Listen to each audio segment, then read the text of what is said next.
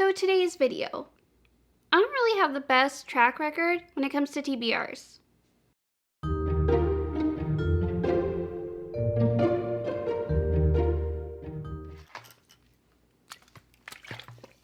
But you know, this is a new year, right?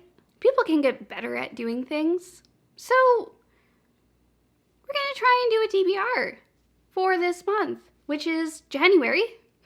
I haven't done that bad with TBRs for readathons, but you know, we'll see how it goes. Now, this month we are not doing our game. Our game is gonna be hopefully February. I should have all the materials for that. If you want to check it out, you should subscribe so you're notified when we have a new video. Yeah. So this is gonna have to be like a sheer willpower. I wish that I had like some planuary advice for TBRs. I don't really know how to get through them. I need some type of reward or motivation. And we're gonna talk about that when we get to our game, which is not yet, but it's coming up hopefully next month. Okay, so what even are the books that I'm reading this month? Well, let's take a look, shall we? Okay, so I have 7 books, and we're going to start with the first one, which is by Lily Reinhardt, and it's called Swimming Lessons. Now, it's a poetry book, and I do like to read a good poetry book. I believe that this is the actress that played Betty on Riverdale, which I really enjoyed the first season of, kind of enjoyed the second season of, and then it just got like, I couldn't go on with it anymore. I just had to like stop watching it because it was, no judgment if you like it, it got a little ridiculous. So then I started to, with the serpents, so then I just stopped, you know, yeah. So now this collection by Lily, it doesn't seem like there are different sections. There's an introduction, which I have read, and she discusses how reading sort of helps her process emotions and that sort of thing. There aren't different sections, but I'm looking forward to it. So she writes in her introduction, I believe that we read poetry to relate to the world. We see our lives through the words of a poet when we are incapable of expressing ourselves. I started reading poetry as a way to comfort myself through spells of depression. Discovering poems that closely reflected the thoughts in my own head became reassuring in a time when I felt severely misunderstood. And so there are line drawings, which are illustrated by an illustrator. So yeah, I'm interested to see how I like this. I read a lot of poetry books. I learned that about myself like last month when I was looking over my reading statistics. And yeah, it's got a pretty nice cover. So I'll let you know what I think about it. Looks pretty cool. Oh, and I want to start doing predictions.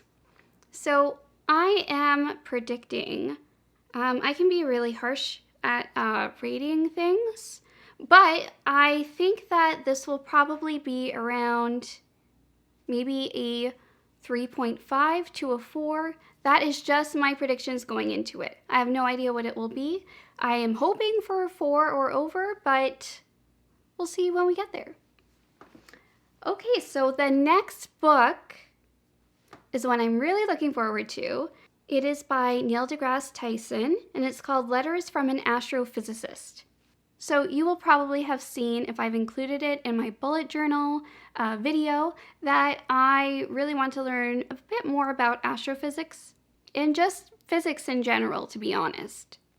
When I did my like science and medical and graduate, like when I did those courses, I learned quite a bit about like chemistry, medicine, pathology, but we only had introductory physics. And of course, physics were used in like the cardiology sort of components, learning blood flow and all of those snazzy equations. But I'm interested to see what this Letters from an Astrophysicist, what that's going to be like, because I don't have that much experience with astrophysics. I'm kidding, I have no experience with it. So I'm so looking forward to this. I feel that the author is just really good at explaining things. Hopefully he'll strike a good balance between like layman's term and like science definitions and that sort of thing. You know, sometimes I feel like when I read science, I get frustrated if it's in layman's terms, but then I also feel a little bit, if it's too scientific and I don't have background in it. So it can be like a really hard, it can just be difficult when I read books that are like just general books of science. But I'm hoping that he'll do a good job. I mean, I'm sure he will. And so he says that contained herein is a sampling of my correspondence, almost all with complete strangers, spanning more than 2 decades, with most letters selected from a 10-year period when my email address was publicly accessible. Can you imagine just being able to email Neil deGrasse Tyson? Hey, can you explain everything? Whew.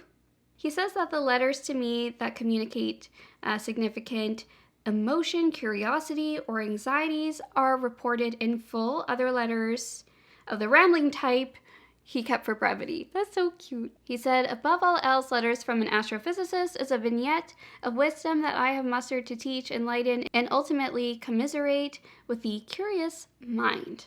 It's the world viewed through the lens of an astrophysicist, educator, a world now shared with you. Okay, so in terms of what I think about this one, in terms of my predictions, I'm going to predict that I give it a solid 4. Very looking forward to it. And, you know, we'll see how it goes. Oh, by the way, if you want to buddy read this with me, I think that this would be sort of a fantastic book to buddy read with someone. So, calling it out now, if you want to buddy read this on short notice with me over the month of January so we can have a chat. I don't know what this is, but I'm very curious about this one. Very curious. Okay, so next is Looking Glass by Christina Henry, who in my mind, she is sort of a auto read, auto borrow from the library, auto purchase. Like I'll just read all of her books.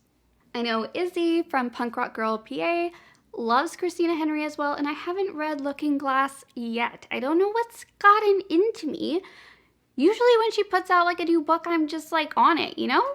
But for some reason I haven't. Maybe it's just taking me a little bit of time to get back to the world of Alice. Okay, I'm going too far.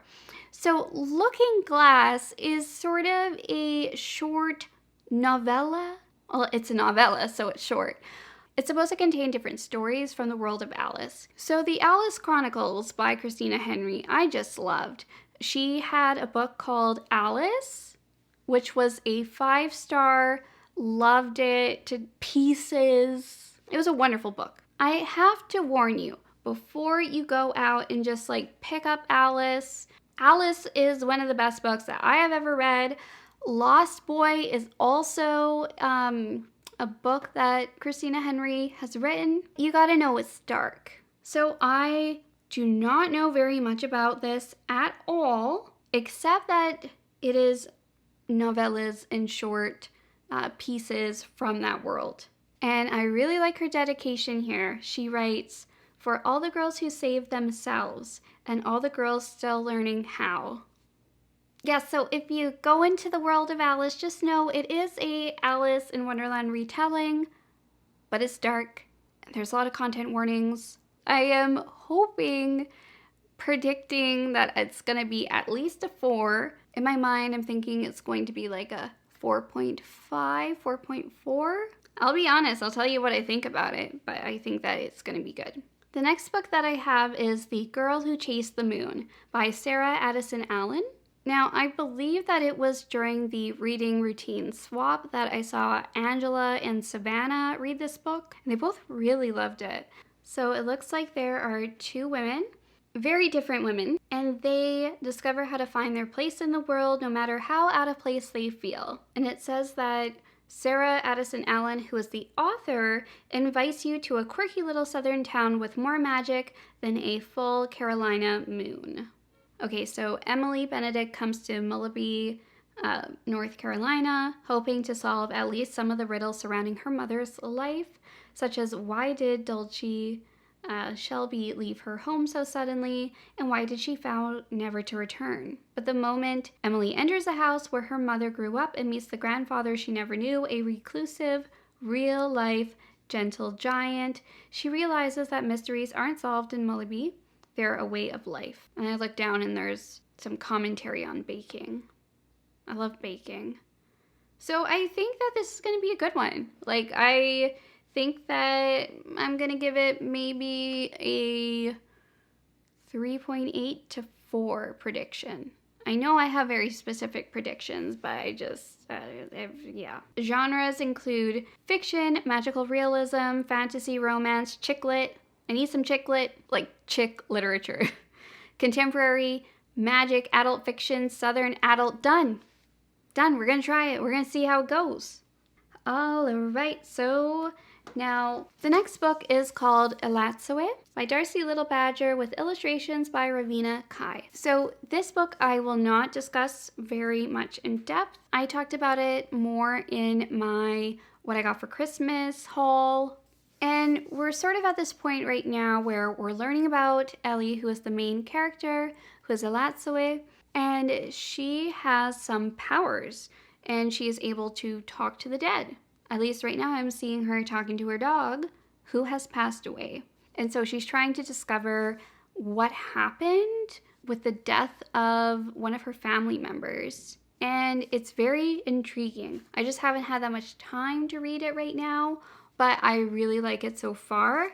And what I really like about this so far is that the author is very good at teasing you to the next section, always kind of making you want to stay in and learn more. So I am definitely predicting that this is going to be a really good one. 4.5, I said it. I think it's going to be really good. It's really good so far. Looking forward to it. Okay, so the next book that I am reading in January is Solutions and Other Problems. So that book, have you read Hyperbole and a Half? You should, because that's one of the books that I mentioned in my books that everyone should read during their lifetime. So Ali Brosh is a illustrator, she's a writer, and she writes just like about the most ridiculous situations that you could ever find yourself in, how they correlate to mental health, and her drawings are just like, I don't understand how she's able to demonstrate pure panic, ridiculous curiosity regarding like a fallen popcorn kernel. One of my favorite quotes that I've ever like stumbled upon, I'll find it for you. It's like a quote that I read whenever I'm being overly dramatic about something, which happens all the time. Okay, so she wrote, "The worst thing that's ever happened to you in the last 3 days is tearing the spout on your chocolate milk." Like, I just love it. I just love it. It just puts things into perspective. So Solutions and Other Problems so far is very, very good. I am enjoying it. I love her sense of humor. It is a little bit difficult for me to read, I will be honest, because I'm reading it like on my iPhone, which generally is good, but I can't see the images very well. In the future, I'm going to have an iPad so that I can read my graphic novels a little bit easier, read my manga a little bit easier. But it's sort of the same line of thinking, same sort of characters, additional ones that we haven't seen before, and just hilarious and ridiculous situations. And I think that I really need it in January. I just really need like some good, like, cute and fluffy stuff and like learning stuff this month, because like December I read A Little Life. That was intense. And in the background, I am reading Barack Obama's A Promised Land, but like, I need something fun, funny, something just to mix up my mood a little bit, you know? Like, because I can't just be all serious and like A Little Life all the time, right? So I just, you know, need something very light, very funny, and gosh, after last year, I think we all deserve a little bit of joy going forward. So I am really enjoying it. In the end, like, this is like probably instantly gonna be 4.5 or 5 stars. Like, I'm already like really far into the book and almost even done. So really loving it, which just so happens to be the last book. Okay, so the very last book that we are reading is the top shelf pick, which I'm hoping by this time we have come to an agreement. We do not have a date yet, but it's the Song of Achilles. Yes. Oh my gosh, I read Circe. Remember that? If you were here, do you remember that? I was like crying. I was crying by the end of it because it was such a good book. And it was like Circe was one of those books that, you know, you finish and immediately afterwards you just want to read it again. At least that happens with me with like really good books. I'm just like, I can't stand it. I need to read this again. So I am so excited to read the Song of Achilles. Like I've even like ordered it. It's not going to get here for a while, but like I really want to read it. I have like a ebook version of it too. I have a couple. I am so hoping that this is going to be like a 4.5-ish star rating. I am so looking forward to seeing like if I'm close with these predictions because yeah. Okay, so what is the Song of Achilles about? Like, all I know is anatomy. All I know is the Achilles tendon. And I don't know, I can't remember who Achilles is. I can't remember really who Achilles is. I think that he has something to do with the heel. Or that was his weak spot. I don't know. Okay, let's look it up. TBRs are so hard for me. I just, like, spout nonsense. But then I try and research the real facts. Okay, so the Song of Achilles... Patroclus, an awkward young prince, has been exiled to the court of King Peleus, and his perfect son Achilles. By all rights, their paths should never cross, but Achilles takes the shamed prince as his friend, and as they grow into young men skilled in the arts of war and medicine, excited, their bond blossoms into something deeper. Despite the displeasure of Achilles' mother's Thetis, a cruel sea goddess, but then word comes that Helen of Sparta has been kidnapped. Torn between love and fear for his friend, Patroclus journeys with Achilles to Troy, little knowing that the years that follow will test everything they hold dear. What more could you ever want, right? So many people tell me that they were like crying during this, you know, I need it, like, that's a good one too, you know, maybe in the later part of January, I just said that I spent time crying during the little life, but you know, I could always use a good cry, so I think that, you know, I'm gonna predict it right now. I'm gonna predict my star rating for this one, 4.8. I said it, you know, just like that's very specific again, but that is my prediction. So we'll see how it goes. And in terms of genres, it is historical fiction, fantasy fiction, mythology, LGBT, romance, historical retellings, audiobook, queer. I think that this will be good, and I'm looking forward to it. All right, so there's my TBR. We'll see what happens. We'll see what my predictions mean, if anything. And that wraps up today's video, except for the Portuguese word of the day. Gosh. The Portuguese word of the day is queijada. Queijada. Queijadas are little cupcakes. But I love to have the queijadas de leite. If you're Portuguese, you know, it's so good.